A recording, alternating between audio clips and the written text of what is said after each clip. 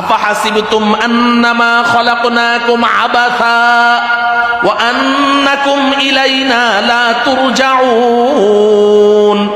এই দুনিয়ার মানুষ, এই নারী পুরুষ, তোমরা কি ভেবেছো আমি আল্লাহ এমনি এমনি তোমাদেরকে সৃষ্টি করেছি, আমার কোনো উদ্দেশ্য নেই, আর কোনোদিন আমার কাছে তোমাদের আসতেও হবে না?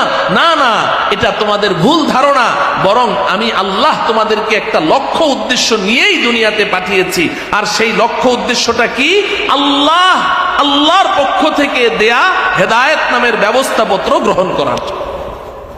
আচ্ছা বলুন তো দেখি, এই হেদায়েত নামের এই ব্যবস্থাপত্র যদি আমরা গ্রহণ করি, লাভটা কার? আল্লাহর না আমাদের? যদি গ্রহণ না করি, ক্ষতিটা কার? আল্লাহর না আমাদের? আল্লাহর কোনো লাভ আছে? আল্লাহর কোনো ক্ষতি আছে? না।